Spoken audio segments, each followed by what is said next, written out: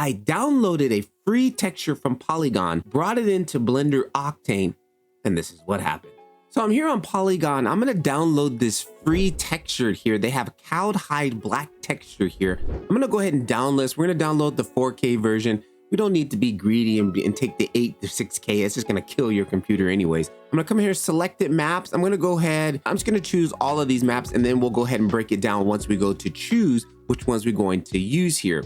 Also, earlier this week, I downloaded the free pumpkin. I think that's only available until Halloween. This is a 3D scan pumpkin. If you guys not have seen, I did a little quick Instagram post of me using that. So everything that I was imported from Poliigon worked into Blender Octane. There were just a couple of things you need to make sure you have the right maps in the right positions and the gammas set to the right ones, which I'll show you guys right now. Hey, this is like your second or third video watching and you're still not subscribed. Smash that subscribe button. It really helps to get the channel out there, to get the word out there that Blender Octane is a thing, so we can pump out more videos and get more information so Blender Octane can be a thing. All right, hit that smash it. All right, guys, so here is the full setup. Basically, it's not that complicated. It may look complicated, but it's really not. Here in this gray box, we have the actual material from Poliigon with all the maps plugged into a universal material. And then here, just for a little bit of extra, I have this mask or image here, which is the Octane logo, the Poliigon logo, and the Blender logo, which I made in Photoshop. Super easy. I'll walk you through how to set it all up. I have that here in the blue. And then here on the yellow is the silver material that I want those logos to have. And then here I even took out this material, plugged it into the bump.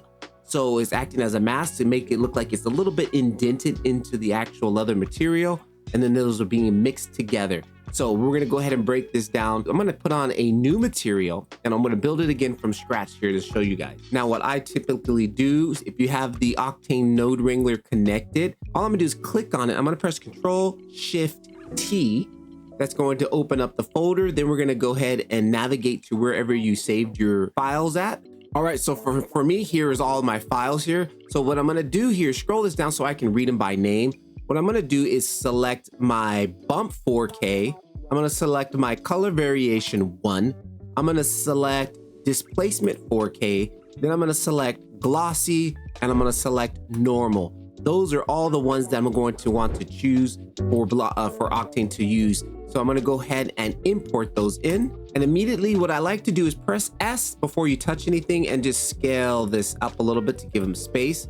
There we go. So now we've got all of our nodes pretty much set up. What we need to do is make sure, sometimes I always like to check to make sure they are the right ones because sometimes it will mix them up, okay? So for example, we click this and scroll it open. Here we got the color map. It is going into the albedo. Next here we have our glossy, which is being inverted, which is into the roughness. I also like to turn this to GGX, energy preserve. So on our next one says bump, here up at the top, bump, normal, displacement, 4K displacement with our displacement node here, which I'm actually gonna hover over this and press backspace so it sets it back to default there. That is all, everything is good to go. What we need to do next is select our gammas. I'm gonna go on the normal. I'm gonna go to gamma of 1, to displacement 1, the bump 1, the roughness 1, and then I'm gonna leave the color albedo gamma 2.2. We'll leave that where that's at. All right, so from here, let's just go ahead and take a look and see what we look like in the render. All right, boom. There is our leather material looking nice and leathery. So that works out pretty cool. It's very simple to bring those in. You just gotta make sure you got the right ones connected into the right slots and get those gammas also in the proper selection. Now, to add like stuff on here like I did with the logo, basically, to set that up, it's really easy. I'm gonna jump back in here. So what I'm gonna do is go ahead and this is going to be my first material. This is going to be the master material. Select all of these guys here, press Control J, put them in their own box, press N. Here I like to give it a color tab, and this will be our master here, okay? Now what we wanna do is we wanna add in our mask. And basically to do that, you just need to go to Photoshop or GIMP and have a black background with a white texture. So what I'm gonna go ahead and do is quickly load up the one that I've already made, bring in an RGB image. Now, what I also did was to get the sizing right, which is really easy. Let me bring this in. What I like to do is once you have your scene set up or you're ready to put your logo on, all I did was tab in this, and I go into the UV editor, take the whole thing, put it in the edit mode, press Alt, select all your faces. In the UV editor, come to UVs, and then here, export UV layout. Then I just leave everything stock and export the UV layout. Now, when you get into Photoshop or GIMP or whatever software you use, this is what it's going to look like. This is basically a copy of exactly what we had here. Now, what you want to do is put your logos wherever you want them to be on this, and make sure that you also turn off this layer, because if you don't, this will be also part of the texture. We don't want that part of the texture. This is just our guide, right? So I'm going to turn that off. I'm going to add a black background, and then I'm going to bring in my logos. I want the logo of Octane, the logo of Blender, and the logo of Poliigon Site. And then I position them kind of roughly where I want them to be in the actual CG element, okay? After this, you save it as a PNG, jump back into Octane, go into your shader editor, bring your file in, here it is. Now, also what's really nice about Octane, it also works with the actual Photoshop file. And then what we're going to do now is we need a mix node. I'm gonna come in here, I Shift S, and then I'm gonna go mix texture. Actually, no, I don't wanna mix texture first. I wanna do a mix material, because we're gonna mix two different materials. I wanna mix, this is my first material, and then we want our second material, which will be the metallic. This is my secondary material here. This is going to be whatever you want the thing to look like here. So I want this to have a metallic type look on it. Okay, so I've got one material and I got two materials. Now, if we jump back to our render, we're gonna get a mix of both materials, the leather and the silver material. So the way we break that up is by adding in our mask. Here, I'm gonna plug that into the amount, and then we can see there it is. Now it's cutting it, but it's reversed. The black is concealing, the white is revealing, okay? It's revealing the texture underneath. So it's a little bit backwards. So what's nice about Octane, we can just hit this node here, invert, and boom, there it inverts our selection. Again, I'm gonna go ahead and set this back to a gamma of 1, and there it is. Now we basically have it, but the sizing is way off, no problem.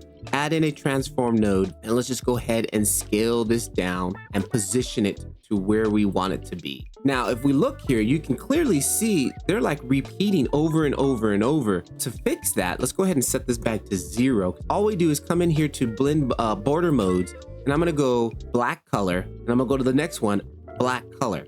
And now we got just the one logo there. So now I'm gonna go ahead and just position this where I want it to be. And I'm gonna get this right where the focal point is of my camera. So I know that the logo will be in focus, and then jump back into my camera view. Boom, there it is. Now we've got the logo sitting on there and looking pretty cool. Now, one thing we can clearly see though, it looks like it's just slapped on there. Like you can clearly see, we don't see the leather protruding through that. Now to get the leather to actually protrude through that, we just need to put that bump on there. So what we do is jump back in here. All we want to do is we want to take this mask that we have here, pump this into the bump of the actual layer of the second material here.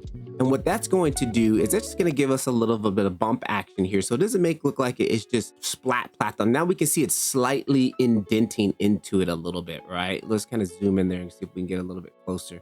Kind of press Control B here and get a render region going. Now we're still not seeing the leather texture pass through. So that's super easy. We're going to come here, Shift A, S, add in a mix texture. We're going to mix in the texture from we want the bump texture from here. Take that out and pump that into the first texture like that. And then we're going to mix that with what we've already did here. So let's take this one and put that one into number 2, and then mix out into the bump.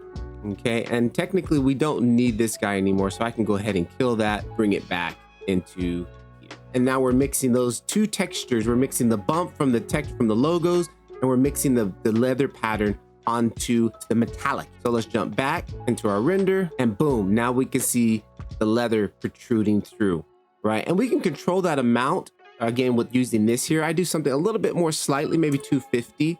Again, if we want to see exactly where we go to 0 is full. Oh, so we need to go the other way. I want to go the other way. 1 would be no bump. All right, so I'm gonna go like 0.6, just a little bit, like it's coating, like there's a little bit of paint on there, so it's not making it as bumpy as it should be. 0.7 maybe.